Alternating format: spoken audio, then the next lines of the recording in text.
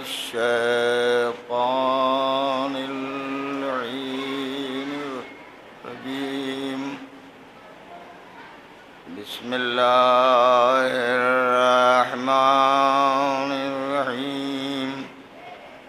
الحمد لله رب العالمين والعاقبة للمتقين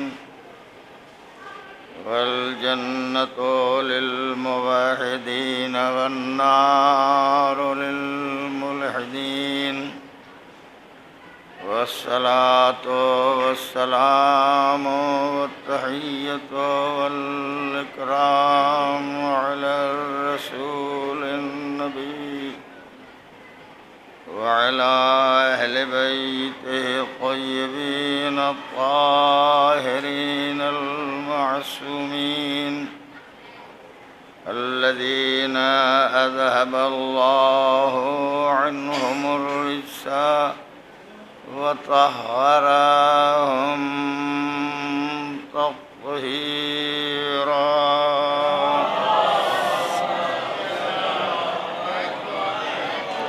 اللعنة الدائمة الباقية على قاتلهم وغاصبي حقوقهم ومنكري فضائلهم وأعدائهم إلى يوم الدين. أما بعد، فقد قال الله الحكيم في كتابه الكريم وهو أصدق القائلين وقوله الحق. بسم الله الرحمن الرحيم. ولسوف يعطيك ربك فترضى. صلوات.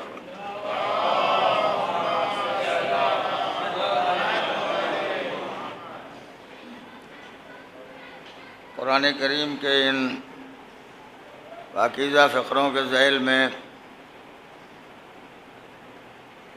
اس بات کی گزارش کی جا رہی ہے کہ اللہ نے اپنے نبی کو وہ چیز عطا کی ہے جس پر نبی راضی ہو گیا، اور اسی لہجے میں جو چیز عطا کی ہے وہ سورہ کوثر کا وہ فقرہ ہے جس میں ارشاد ہوا ہے انا اعطیناک الکوثر. پیغمبر ہم نے آپ کو کوثر عطا کیا. کوثر کی تفسیروں میں جتنی باتیں کہی گئی ہیں وہ آپ کتابوں میں پڑھ سکتے ہیں. اس سورے کے کئی نام قرار دیے گئے ہیں، اس میں سے ایک نام اس سورے کا سورہ فاطمہ ہے. اس کا مطلب یہ ہے کہ اللہ نے جس عطا پر پیغمبر کو راضی کیا ہے وہ ہے زہرا کو عطا کرنا.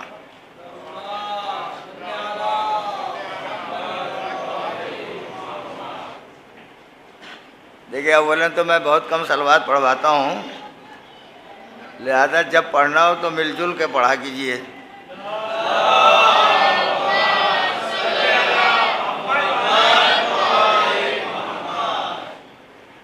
تو شہزادی کو پروردگار عالم نے پیغمبر اکرم کو عطا کیا، پیغمبر راضی رہے. پھر انہی کے ذریعے پوری صنف نسواں کی ہدایت اور رہبری کا کام خداوند عالم نے انجام دیا، اور انہوں نے جو ہدایت کا پیغام پہنچایا وہ پیغام اسی طرح سے زندہ ہے جیسے قرآن مجید کا کلام زندہ ہے. یعنی قرآن بھی زندہ اور فرمودات شہزادی کونین بھی زندہ. ایک لفظ جو مشترک مانا جاتا ہے، قرآن کو بھی مصحف کہا جاتا ہے اور شہزادی کو جو الہامی طور پر خدا کی بارگاہ سے کلمات ملے اسے بھی مصحف فاطمہ کہا جاتا ہے۔ مصحف یعنی جس میں کوئی چیز تحریر کر دی جائے، لکھ دی جائے۔ اس کے بارے میں یہ محدثین نے بالاتفاق یہ بیان کیا ہے کہ شہزادی کے القاب میں ایک لقب تھا محدثہ۔ محدثہ اس لیے کہا جاتا تھا کہ بعد حضور سرور کائنات جناب محمد مصطفیٰ صلی اللہ علیہ وآلہ وسلم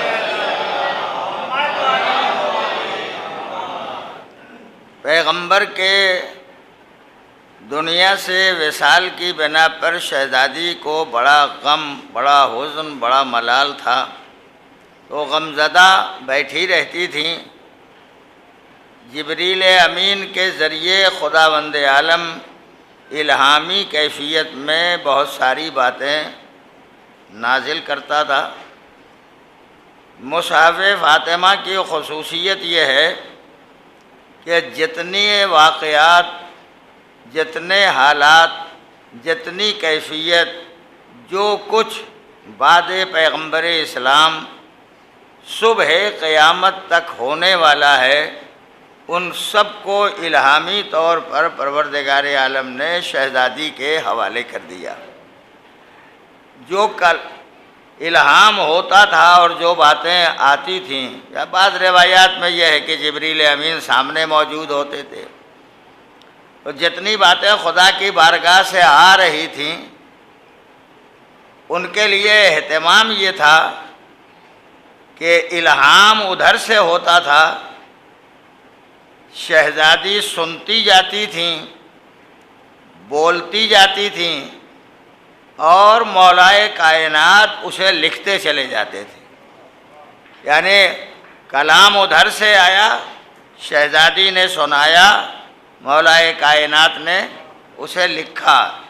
عصمتیں کتنی ہیں درمیان میں، جبریل بھی صاحب عصمت، شہزادی بھی معصومہ، لکھنے والا میرا مولا بھی معصوم۔ اب اس کلام کی عظمت کا آپ اندازہ کیجئے۔ میں بہت بچا کے یہ لفظیں کہہ رہا ہوں، قرآن کا بھیجنے والا خدا ہے، نازل ہوا ہے میرے پیغمبر پر، لانے والے جبریل امین ہیں، لکھا ہے کس نے پہلے یہ سوچئے۔ قرآن مجید پیغمبر نے سنایا تو سب سے پہلے کس نے لکھا؟ ہمارا عقیدہ تو یہی ہے کہ جمع سب سے پہلے مولا نے کیا، ہم اپنا عقیدہ بیان کیے دیتے ہیں، مگر اس کو امت اسلامیہ قبول کرنے کے لیے تیار نہیں ہے۔ وہ یہ کہتے ہیں کہ فلاں صاحب نے پہلے لکھا، فلاں صاحب نے پہلے لکھا، فلاں صاحب نے پہلے لکھا۔ خیر، جس نے بھی لکھا ہو کسی عقیدے کے اعتبار سے، مگر لکھنے والا معصوم نہیں تھا۔ مولا نے جو لکھا وہ تو معصوم ہے، وہ ہمارا عقیدہ ہے، امت اسلامیہ اسے ماننے کے لیے تیار نہیں ہے۔ تو جو دوسرے جتنے لکھنے والے تھے وہ سب کے سب غیر معصوم تھے۔ مصحف فاطمہ میں جتنے ہیں سب معصوم ہیں۔ قرآن کریم میں لکھنے والا کم سے کم غیر معصوم ہے، میں اس کی عظمت سے انکار نہیں کر سکتا۔ قرآن کو نہیں مانے گا انسان تو کافر ہو جائے گا، بے دین ہو جائے گا، لامذہب ہو جائے گا۔ مگر نہ جانے کیوں پروردگار عالم نے اتنا اہتمام کیا مصحف فاطمہ کے لیے کہ لکھنے والا بھی معصوم ہونا چاہیے۔ شاید اس کا راز یہ رہا ہو کہ میری کتاب کے انکار کرنے والے تو نہیں پیدا ہوں گے، نبی پر جو کلام آیا ہے اس کا لوگ انکار نہیں کریں گے، لیکن کہیں سے شک و شبہ شہزادی کے اس مصحف کے لیے کر سکتے ہیں، تو ایسے معصوموں کو رکھوں گا درمیان میں کہ نہ ان کی عصمت میں کوئی شبہ ہو سکتا ہے، نہ ان کے کردار میں کوئی شبہ ہو سکتا ہے، نہ ان کی تحریر میں کوئی شبہ ہو سکتا ہے، نہ ان کے بیان میں کوئی شبہ ہو سکتا ہے۔ اب اگر پڑھنے والے پڑھیں گے تو انہیں اندازہ ہوگا کہ شہزادی کے ذریعے جو کلام الہی یا الہامات الہیہ جمع ہوئے ہیں ان میں کتنے خصوصیات ہیں۔ ایک لفظ کہہ کے میں آگے بڑھ جاؤں گا۔ حضرت امام جعفر صادق علیہ السلام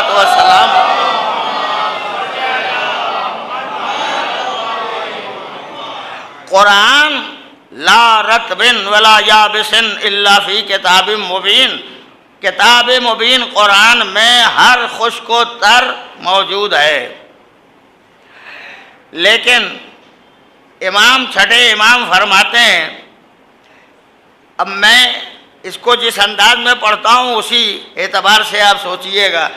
امام فرماتے ہیں جب لوگوں کو قرآن میں ان کے سوالات کے جوابات نہیں ملتے تھے، میں نہیں کہوں گا کہ امام کو نہیں ملتا تھا، اس لیے کہ امام تو ساری باتوں کے جاننے والے ہیں، لوگوں کو جواب نہیں ملتا تھا تو فرماتے تھے امام نہیں مل رہا ہے تمہیں تو مصحف فاطمہ کھول لو، مصحف فاطمہ دیکھو تو تمہیں مل جائے گا ہر چیز کا جواب۔ صبح قیامت تک جو کچھ ہونے والا ہے، چھوٹے سے چھوٹا امر، چھوٹی سے چھوٹی بات، وہ سب تمہیں مصحف فاطمہ میں مل جائے گی۔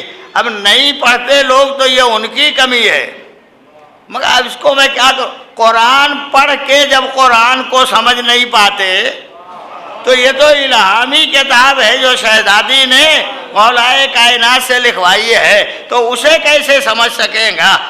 اب تو پہچاننا چاہیے، زہرا کی عظمت کا اندازہ لگاؤ، تنہا کسی خاتون کا نام نہیں ہے فاطمہ، تنہا کسی بیوی کا نام نہیں ہے فاطمہ، تنہا بنی ہاشم کی عظیم فرد خاتون کا نام زہرا نہیں ہے۔ زہرا اس ذات کا نام ہے کہ اگر دور سے آنے والی کوئی شہزادی بھی ہو تو اس دروازے پہ آ کے اپنے کو شہزادی نہ کہہ سکے، آئے تو کنیز بن کے آئے تو لوڈی بن کے آئے۔ فضہ حبشے کی کنیز تھی نا، انہیں شاہی پہ فخر نہیں تھا، زہرا کی کنیزی پہ فخر تھا۔ شاید راز یہی رہا ہو، جہاں میں نے کل چھوڑا تھا، شاید راز یہی رہا ہو کہ میری شاہی کا اگر تذکرہ ہوگا تو دنیا کے خطاکاروں کی کتابوں میں تذکرہ ہوگا، لیکن کنیزی زہرا کا اگر تذکرہ ہوگا تو جب تک سورہ طہر رہے گا تب تک میرا تذکرہ برقرار رہے گا۔ ایک صلوات پڑھتے ہیں محمد۔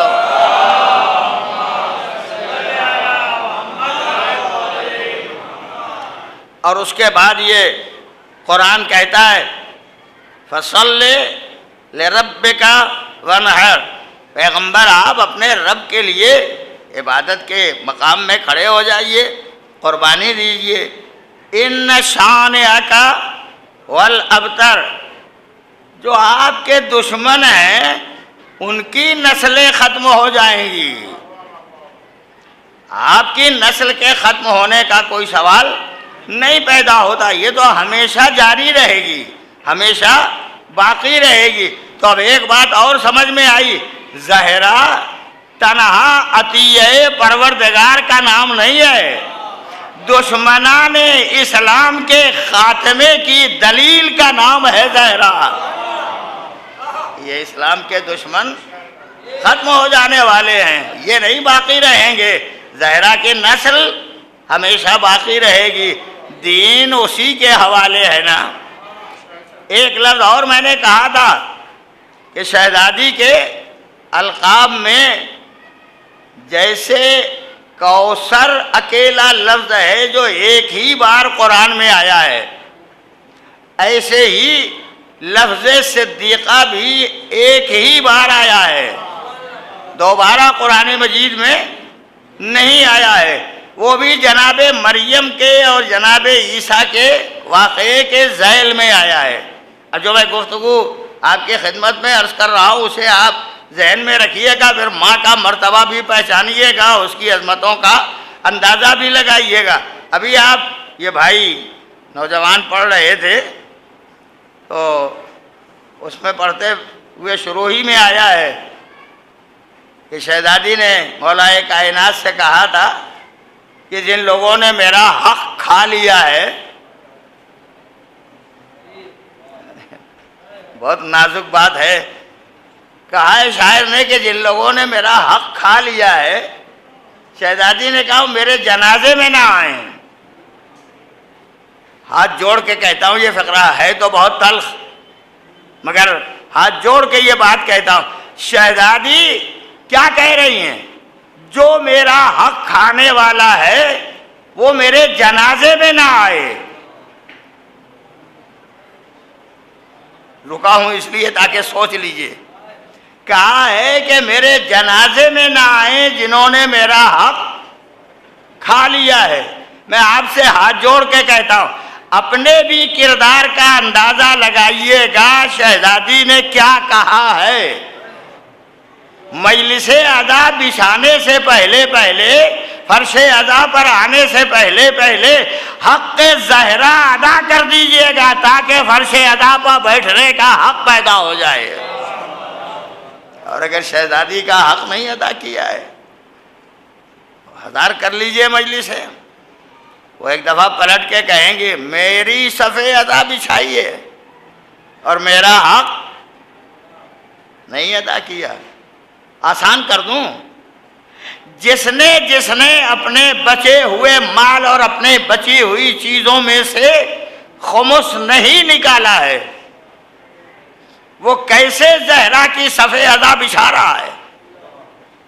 وہ کیسے شہزادی کا غم کر رہا ہے؟ شہزادی کا ماتم کیسے کر رہا ہے؟ پہلے اس کا حق تو ادا کرو، پھر اس کے بعد صف ادا بچھانا۔ جتنی کڑوی ہو جائے میں اسے ابھی بالکل میٹھی میٹھی بنا دوں گا، 2-4 منٹ ٹھہر جائیے، ایک صلوات پڑھیے محمد اور آل محمد۔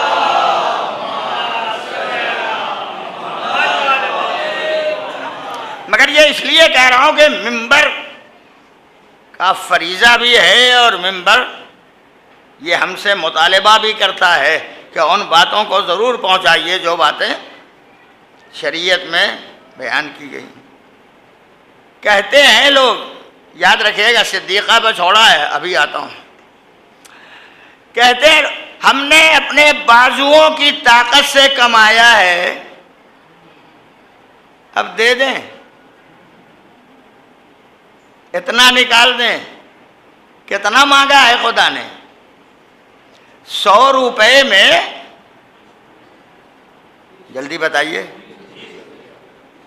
اس کا مطلب یاد ہے لوگوں کو، 100 روپے میں 20 روپے خدا نے مانگے ہیں اور کہا 80 تمہارا، 20 ہمیں دے دو، اس میں 10 ہم اولاد زہرا کے لیے رکھیں گے، 10 امام کا۔ 20 دینے کے لیے تیار نہیں ہیں، نہیں دینا چاہتے، کیا کیسے دے دیں؟ اب واقعہ سن لو، دیکھیں پیسہ تو خدا نکلوا لے گا، آپ چاہے جائز نکالیں یا ناجائز نکالیں، واقعہ سن لو پھر فیصلہ کر دینا۔ جناب موسیٰ کا زمانہ تھا اور وہ ہدایت کرتے کرتے تبلیغ کرنے کی منزل میں جب ہدایت کے لیے سب لوگوں کو جمع کرتے تھے، بالکل میرے نوجوانوں غور سے سننا، میں تمہیں کو خطاب اس لیے کرتا ہوں کہ ضعیف لوگوں نے اپنی عمریں گزار لی ہیں، دین جوانوں کے ہاتھ میں ہے، یہ جوان اگر سدھر گئے تو معاشرہ سدھر جائے گا۔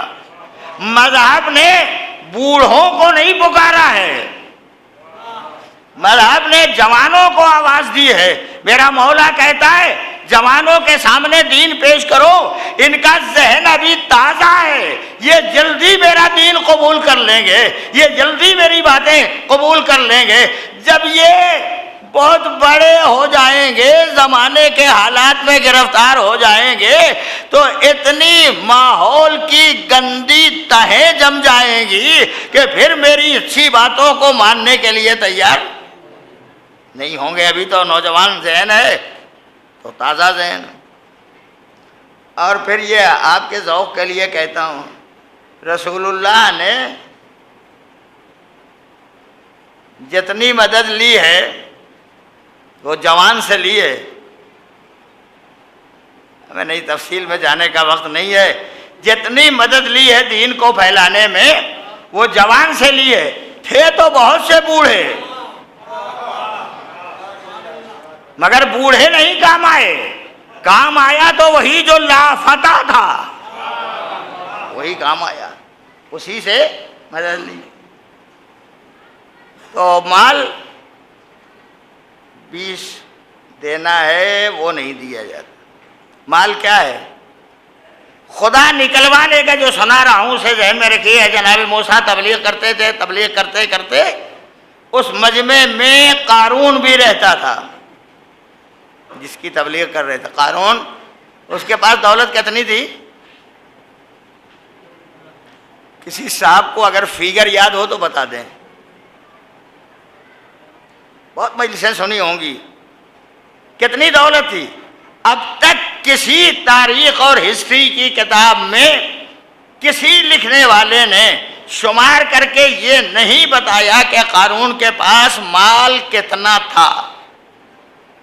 یہ لکھا گیا کہ 40 اونٹوں پر خزانے کی چابیاں لادی جاتی تھیں۔ تو ایک ایک چابی تھوڑی لادی جاتی رہی ہوگی کہ ایک اس اونٹ پر رکھ دیا، دوسری اس اونٹ پر رکھ دیا، تیسرے اونٹ نہیں، چابیاں اس کا مطلب یہ کہ خود نہیں اٹھا سکتے تھے تو اونٹ کی پشت پر لادی جاتی۔ چابیاں اتنی رہی ہوں گی تو مال کتنا رہا ہوگا اس کا تو کوئی اندازہ نہیں لگا سکتا۔ موسیٰ جب تبلیغ کرتے کرتے یہ کہتے تھے کہ اپنا مال پاک کرنے کے لیے زکوٰۃ نکالو، زکوٰۃ نکال دو گے تمہارا مال پاک ہو جائے گا۔ تھے چاہنے والے جنہوں نے نکالا۔ ایک دن قارون سے بھی خطاب کر کے جناب موسیٰ نے کہا بھائی یہی منزل بڑی ناگوار ہوتی ہے، ہدایت کرنے والا جنرل بات جب تک کہتا رہے تب تک سب سنتے ہیں، خدا نہ کرے کہ ہدایت کرنے والا کسی سے پرسنلی کہہ دے کہ بھائی آپ بھی نکال دیجئے، اس لیے کہ جس دن وہ یہ کہے گا آپ بھی نکال دیجئے اس دن وہ خود ہی نکالا جائے گا، وہ نہیں رہے گا۔ ان کی ہمت، ہماری مسجد کے امام یہ ہم سے کہتے، ہم اتنے بڑے عہدے کے مالک، میں نام وام نہیں لوں گا، ہم سے کہتے نکال دیجئے اور اس دن وہ نکال دیے جائیں گے۔ یہ جو روز روز مسجدوں کے امام بدلتے ہیں کیوں مجھے نہیں معلوم۔ میں یہ بھی نہیں کہتا کہ عالم دین ناحق نہیں ہوگا، وہ بھی غلطی کر سکتا ہے۔ یہ بھی نہیں کہہ سکتا کہ جو ذمہ دار ہیں وہ غلطی نہیں کریں گے، معصوم ان میں سے کوئی بھی نہیں ہے۔ لیکن اگر غلطی میں کرتا ہوں تو مجھے توبہ کرنے کا حق ہے، غلطی اگر ذمہ دار کرتے ہیں تو انہیں توبہ کرنے کا حق حاصل ہے۔ توبہ وہ شے ہے کہ ایک توبہ صدقے دل سے اگر کر لے ایسے ہی ہو جاتا ہے جیسے ابھی ابھی ماں کے شکم سے دنیا میں آیا ہو، اتنا پاکیزہ ہوتا ہے۔ تو اب شاہی نے پہچانی کہ قارون سے کہہ دیا نکالو، کہا موسیٰ اتنی محنت سے کمایا ہے نکال دوں؟ میں نہیں نکالوں گا۔ دوسرے دن نکالو، نہیں نکالے، مسلسل کہتے رہے۔ جو بات میں نے کہی ہے اسے ذہن میں رکھیے گا، نہیں نکالوں گا۔ موسیٰ کہتے رہے نکالو، پہلے کہا تھا 10 دینار نکال دو، اتنے مال سے 10 دینار کہا تھا نکال دو، کہا نہیں نکالوں گا۔ کچھ پتہ چلتا؟ 10 دینار نکال دیتا تو کچھ نہیں پتہ چلتا، کہا نہیں نکالیں گے۔ دوسرے دن کہا اچھا 5 دینار نکال دو، کہا نہیں نکالیں گے۔ گھٹا کے موسیٰ نے کہا 1 دینار، 1 دینار نکال دو تو تمہارا سارا مال پاک ہو جائے گا۔ یہ نبی کہہ رہا ہے سارا مال پاک ہو جائے، کہا نہیں نکالیں گے۔ اب جو چوتھا دن آیا تو سوچا کہ آج پھر کہیں گے، تو بڑی ترکیب کر کے اس نے سازش کی، ایک غلط قسم کی عورت کو ایک تھیلی دی، کہا یہ لو، جب موسیٰ زکوٰۃ کا مسئلہ پیش کریں تو تم کھڑی ہو کے کہہ دینا کہ موسیٰ پہلے اپنا کردار بہتر بناؤ، پھر دوسروں سے کہنا۔ آج بہت مطمئن ہے کہ کہیں گے تو آج موسیٰ کا کردار خود ہی خراب ہو جائے گا۔ تھیلی اس کو دی، روکوں ایک منٹ کے لیے، موسیٰ کتنا مانگ رہے تھے؟ 1 دینار نہیں نکال رہا تھا، تھیلی دی، 1 دینار ہے، بھری ہوئی تھیلی۔ مال تو خدا نکلوا لیتا ہے، چاہے آدمی جائز ذریعے سے نکالے چاہے ناجائز ذریعے سے نکالے، ناجائز طریقے سے نکالے، دے دیا تھیلی۔ موسیٰ نے تقریر کی، حسب عادت تقریر کی، پھر کہا نکال دو قارون۔ اب بیٹھا ہے اس لیے کہ سدھا کے لایا ہے نا کہ اب تو اٹھ ہی جائے گی یہ عورت، اٹھتی ہی نہیں، ادھر دیکھ رہا ہے ادھر دیکھ رہا ہے، نہیں اٹھتی۔ عاجز آ کے کہا اٹھتی کیوں نہیں؟ بھرے مجمع نے اب تو پہچانا ہوگا، تیار کر کے لایا تھا، کاہے کے لیے؟ کہا اٹھ کے کہو موسیٰ کا کردار کیسا ہے۔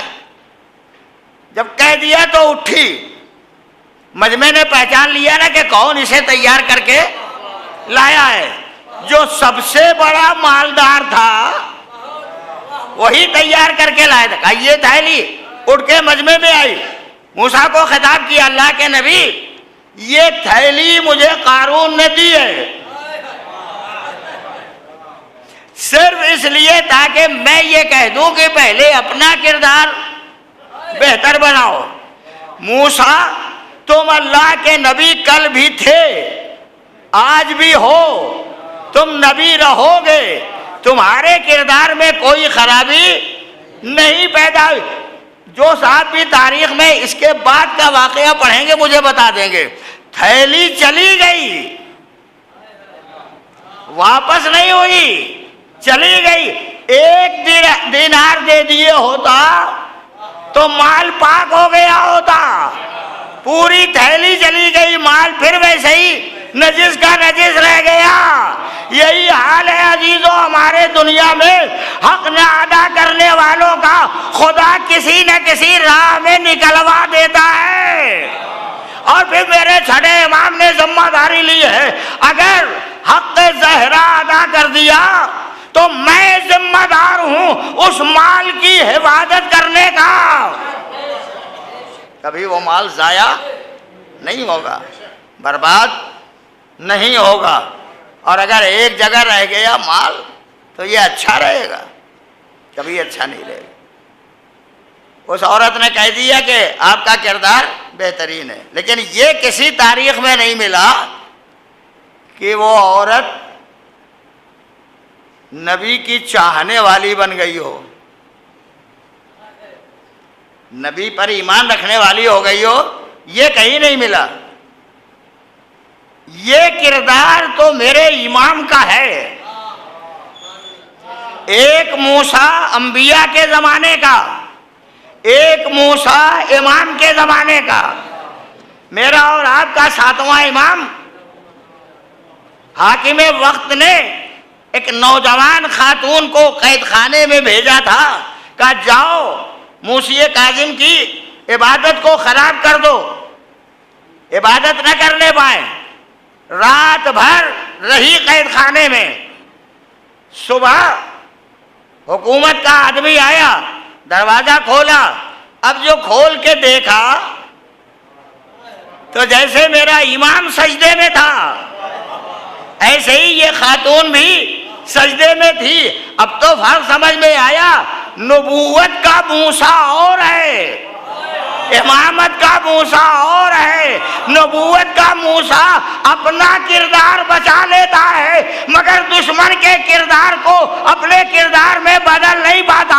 امامت کا موسیٰ وہ ہے جو اپنا کردار بھی بچا لیتا ہے اور دشمن کے کردار میں بھی تبدیلی اور انقلاب پیدا کر دیتا ہے۔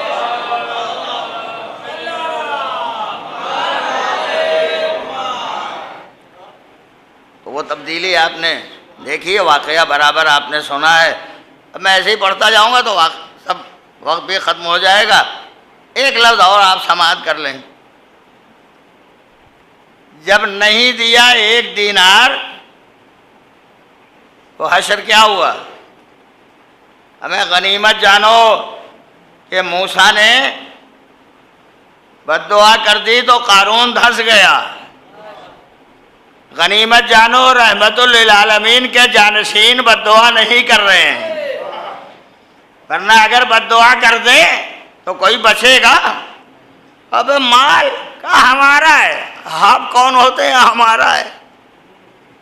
خدا کہتا ہے حدیث قدسی میں المال و مالی، جتنا مال ہے سب میرا ہے، والفقراء عیالی، فقیر لوگ میری عیال ہیں، والامراء منائی، مالدار لوگ میرے امانت دار ہیں۔ میں مالداروں کو مال دے کے یہ دیکھتا ہوں یہ امانت دار ہیں کہ خیانت کار۔ اگر امانت دار ہیں تو ان کا مال بڑھتا جائے گا، خیانت کار ہیں تو مال ختم ہو جائے گا۔ نہ جانے کتنوں کا مال ختم ہو گیا، دھستا چلا جا رہا ہے، دھستا چلا جا رہا ہے۔ یہ قارون، اور بہت تفصیلات ہیں اس ذیل میں۔ مال ایک جگہ اگر رہ گیا تو قسم خدا کی سوائے برائی کے کبھی اچھائی نہیں پیدا کرے گا۔ اور مثال دے دوں تو ابھی آپ اس بات کو آسانی سے سمجھ لیں گے۔ نالیوں میں پانی بہتا ہے نا،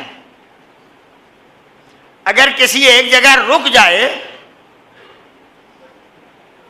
بہتے بہتے اگر رک جائے تو کیڑے کہاں پیدا ہوتے ہیں؟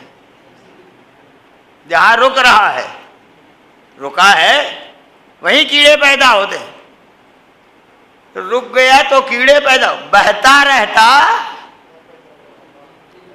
تو کیڑے نہ پیدا ہوتے۔ مال کا حال یہی ہے عزیزو، مال سماج کے رگوں میں دوڑنے والے پانی کا نام ہے۔ یہ اگر دوڑتا رہا تو کیڑے نہیں پیدا ہوں۔ کیڑے کیا ہیں؟ تکبر، غرور، حسد، کینہ، جلن، برائیاں، غلاظتیں، گندگیاں، یہ سب کیڑے ہیں۔ انہی کیڑوں کی بنا پر سماج بگڑتا ہے۔ اور اگر یہ پانی دوڑتا رہے تو کسی نہ کسی خزانے تک پہنچ جائے گا، یہ کیڑے نہیں پیدا ہوں گے۔ ایسے ہی مال اگر سماج کی رگوں میں جاتا رہا تو نہ کوئی غریب ہوگا، نہ کوئی فقیر ہوگا، نہ کوئی مسکین ہوگا، نہ کوئی کسی کے سامنے ہاتھ پھیلائے گا، پورا سماج سکون سے رہے گا۔ دوسری بات اور سن لیجئے، مال ایسے ہی ہے جیسے انسان کی رگوں میں دوڑنے والا خون دوڑ رہا ہے، جب تک چل رہا ہے ٹھیک ہے آدمی۔ ادھر ایک جگہ رک گیا، بلاک ہو گیا، بلاکیج ہے، کھل نہیں رہا ہے۔ اب نہیں کھل رہا ہے تو رکا ہے ادھر سینے کی رگ میں، نہ ہاتھ کام کر رہا ہے، نہ پیر کام کر رہا ہے، نہ اور اعضاء و جوارے کام کر رہے ہیں۔ یہ اتنا بڑا جسم اتنی چھوٹی سی رگ میں رکا ہے تو سب بیکار۔ کیوں؟ یہ اگر سرکولیٹ ہوتا رہے، یہ اگر دوڑتا رہے تو پورا جسم اپنی جگہ پر صحیح و سالم رہے گا۔ اور اگر رک گیا ایک جگہ، دیر تک رکا، فیل، دیر تک رک گیا تو ہارٹ فیل کر گیا، ہمیں ادھر تھا تو ہارٹ کیوں فیل ہو گیا؟ یہاں رکا تھا تو یہ بیچارہ مر کیوں گیا؟ کہا اسے رکنا نہیں چاہیے تھا، یہ دوڑتا رہے، چلتا رہے، سرکولیٹ ہوتا رہے، یہاں سے وہاں ہر رگ میں منتقل ہوتا رہے، تب یہ انسان کی زندگی ہے۔ عزیزو، ہمارے سماج میں مالداروں کا مال اس لیے ہے تاکہ سماج کی رگوں میں یہ مال خون کی طرح دوڑتا رہے، اور جب خون کی طرح دوڑے گا تو مذہب نے بتا دیا خمس نکالو تاکہ دوڑے، زکوٰۃ نکالو تاکہ دوڑے، صدقہ دو تاکہ دوڑے، خیرات نکالو تاکہ دوڑے۔ یہ مال جب دوڑتا رہے گا تو سماج نہ محتاج ہوگا، نہ غریب ہوگا، نہ محتاج کو، نہ سماج کو کسی کی ضرورت ہوگی۔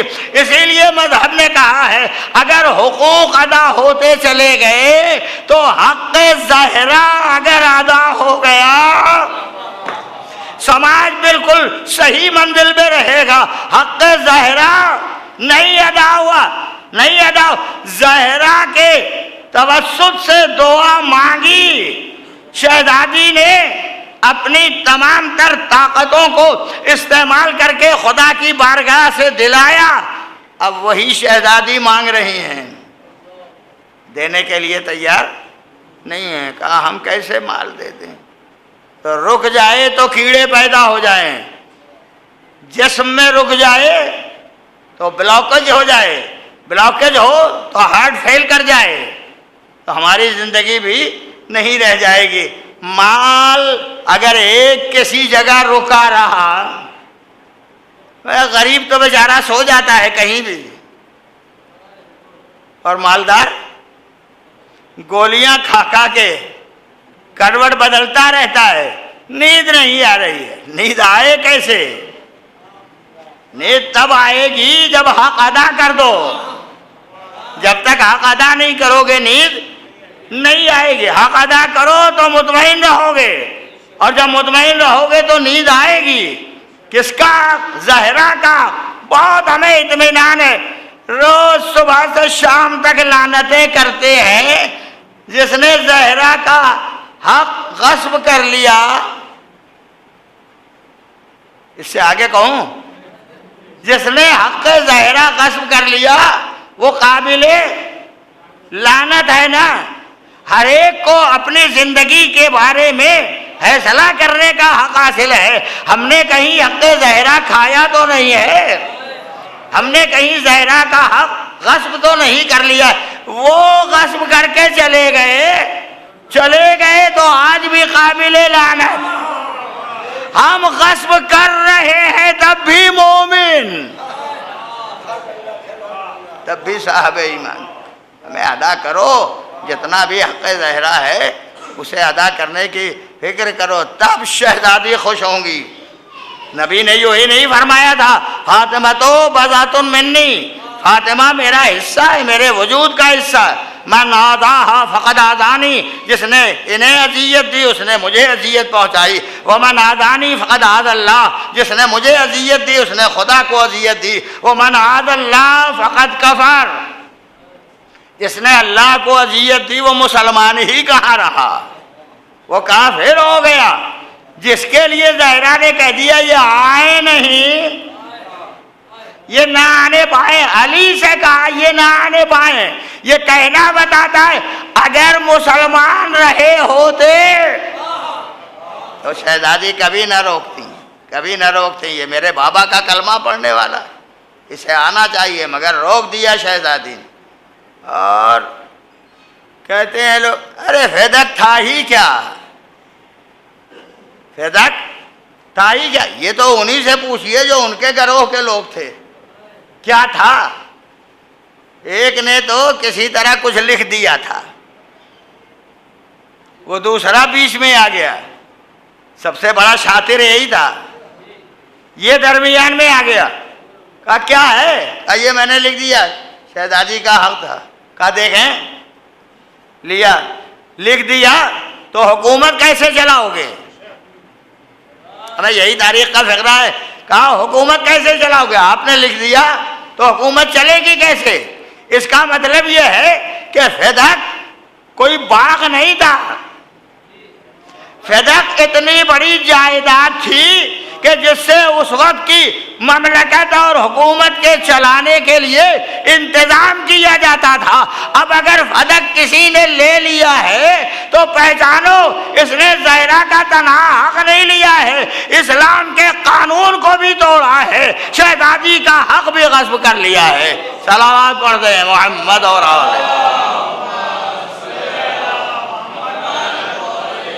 بس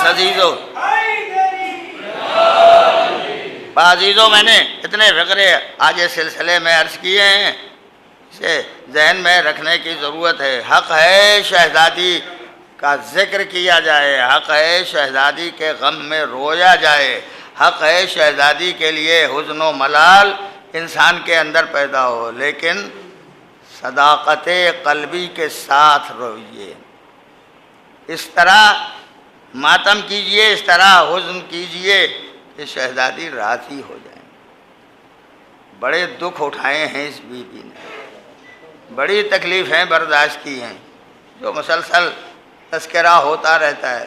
نہ دن کو صحیح طور پر رو پاتی تھیں، نہ رات میں صحیح انداز میں رونے دیا جاتا تھا۔ گھر میں جب آتی تھی، میں نے مقتل کا ایک فقرہ پڑھا ہے، شہزادی جب گھر میں آتی تھیں اور بچے آ جاتے تھے، قسم خدا کی بچوں کو جب سامنے دیکھتی تھی شہزادی اپنے آنسوؤں کو روک لیتی تھی۔ دل چاہا پوچھو شہزادی آپ بچوں کو دیکھ کے آنسو روک کیوں لیتی ہیں؟ جب نہیں شہزادی ارشاد فرمائے میں اگر روؤں گی تو میرے بچوں کو کون سنبھالے گا، حسن و حسین کی تسلی کا سامان کون فراہم کرے گا، اس لیے میں اپنے آنسوؤں کو روک لیتی ہوں۔ یہ سیرت زینب کو ماں سے ملی تھی، کربلا میں سارے غمزدوں کو حفاظت کرنے والی شہزادی زینب روئی نہیں بی بی۔ اگر میں روؤں تو ان بیواؤں کو کون دیکھے گا، ان بے کسوں کا سہارا کون بنے گا، ان بچوں کو دلاسے اور تسلی کون دے گا؟ تو شہزادی روک لیتی۔ جب ذرا نگاہوں سے اوجھل ہوتے تھے بچے، زاروں قطار شہزادی روتی تھی۔ کل میں نے یہاں تک تذکرہ کیا تھا کہ جلتا ہوا دروازہ شہزادی پر گرا دیا گیا، شکم مادر میں بچہ شہید ہو گیا۔ فریاد اپنے لیے شہزادی نے نہیں کی، فضہ کو بلا کے کہا فضہ میرا بچہ گزر گیا، میرا بچہ گزر گیا۔ اب مجھے نہیں معلوم کیسے شہزادی نے برداشت کیا ہوگا، وہ ننھا تھا بچہ جو شکم مادر میں ابھی پروان چڑھ رہا تھا، وہ ظالموں کے اس ظلم کے نتیجے میں شکم مادر میں شہید ہو گیا۔ اے شہزادی فریاد کرو گی تو کس سے فریاد کرو گی؟ علی کے ہاتھوں میں گردن میں رسن باندھی گئی ہے، کائنات کا مشکل کشا کشا لے جایا جا رہا ہے۔ شہزادی نے ایک ہی لفظ کہا ارے چھوڑ دو ابو الحسن کو، خلو ابو الحسن کو چھوڑ دو ورنہ میں سر کے بال بکھرا دوں گی۔ فقرہ علی نے سنا، پلٹ کے کہا شہزادی یہ نہ کرنا، شہزادی اپنے بالوں کو نہ بکھرانا ورنہ کائنات میں کوئی نہ رہ جائے گا، عذاب الہی نازل ہو جائے گا۔ اے بی بی ہاتھ جوڑ کے کہوں آپ سے علی نے کہا بالوں کو نہ بکھرانا۔ ہائے کربلا مقتل میں بیویاں سروں سے ردائیں لے لی گئی، بیویاں برہنہ سر کربلا سے کوفے سے شام تلک چلی جا رہی ہیں، کس انداز سے جاتی ہوں گی؟ بس آخری لفظ ہے تو آپ سماعت کر لیں مساج کے ذیل میں، تو گفتگو تمام کر دوں گا۔ کہا تھا نا علی تم ہی مجھے غسل دینا، مگر رات میں غسل دینا، رات میں غسل دینا۔ دن میں شہزادی دنیا سے گزر گئی، کہا رات میں غسل دینا، علی تم ہی مجھے کفن پہنانا اور رات میں تم ہی مجھے دفن کرنا رات میں۔ اے علی ایک قبر کا نشان نہ بنانا، جگہ جگہ قبر کا نشان بنا دینا تاکہ کوئی بے ادبی کرنے والا ظالم بے ادبی کرنے کی طاقت نہ رکھ سکے۔ باتیں سب علی نے تسلیم کی۔ رات کو بس آخری لفظ ختم ہے، غسل کے لیے شہزادی کو تختہ غسل پر لٹایا، اور جب لٹا دیا تو بنت رسول کے جسم سے لباس ہٹانے لگے۔ میں کیسے عزیزوں آپ کو کیسے میں آپ کو سنا دوں؟ مقتل کی روایت کا فکر ہے، میں خود اپنے دل میں قابو نہیں پاتا، مگر یہ لفظ سن لو، جب میرا مولا جسم زہرا سے لباس ہٹانے لگا، ہاتھ سے لباس ہٹ گیا، مگر جب سینے کے پاس سے لباس ہٹانے لگے علی، دیکھا سینے میں چپکا ہوا زہرا کا لباس۔ دل چاہا پوچھوں راز کیا ہے؟ کہا جب شہزادی پر دروازہ گرا، یہ جسم سے یہ لباس چپک گیا۔ کیسے علی نے جدا کیا مجھے نہیں معلوم، مگر جب ایک دفعہ جدا کیا تو ابھی غسل دیا نہیں ہے، ابھی تو لباس ہٹایا ہے کہ میرا صابر امام چیخ مار کے رویا، اور اتنی زور سے چیخ مار کے رویا کہ سلمان نے باہر کھڑے ہوئے سن لیا، میرا مولا چیخ مار کے رویا۔ غسل دیا، کفن پہنایا، باقی باتیں انشاءاللہ ابھی 2 مجلسیں باقی ہیں، انشاءاللہ گزارش کر دوں گا۔ غسل و کفن کے بعد علی باہر آئے، سلمان نے ہاتھ جوڑ دیے، مولا اگر کوئی مجھ سے پوچھتا کہ کائنات میں سب سے بڑا صابر کون ہے تو میں آپ کا نام لیتا، اس طرح آپ چیخ مار کے کیوں روئے؟ میں نے اپنے کانوں سے آواز سنی۔ علی نے آواز دی، سلمان سن سکو گے؟ برداشت کر سکو گے سلمان؟ اگر برداشت کر سکو تو میں تمہیں سنا دوں، مولا سنا دو تاکہ تاریخ میں رہ جائے۔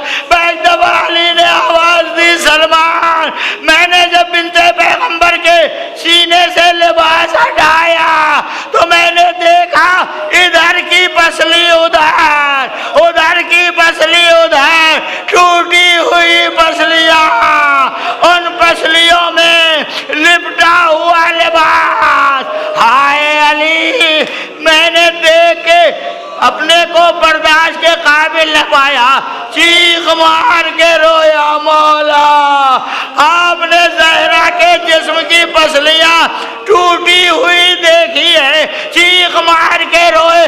کربلا میں تھے نا مولا، جب جسم آئے شہداء پر گھوڑے دوڑائے جا رہے تھے، جگہ جگہ جیسے جیسے ٹاپیں پڑتی تھی جسم ٹوٹتا جاتا تھا، پسلیاں چٹکتی جاتی تھی، جسم جدا ہوتا چلا جا رہا تھا۔ مولا کیسے برداشت کیا ہوگا؟ کہا بھائی اتنا سمجھ لو، میں نے تو دیکھ لیا، ہائے وہ زہرا جو مقتل میں بیٹھی ہوئی تھی، بال بگڑائے، اس بی بی نے کیسے برداشت کیا جب کند خنجر میرے لال کے گلے پہ چل رہا تھا، بی بی بیٹھی دیکھ رہی۔ سَيَعْلَمُ الَّذِينَ ظَلَمُوا أَيَّ مُنقَلَبٍ يَنقَلِبُونَ إِنَّا لِلَّهِ وَإِنَّا إِلَيْهِ رَاجِعُونَ رِضًا بِقَضَائِهِ وَتَسْلِيمًا لِأَمْرِهِ۔ ماتم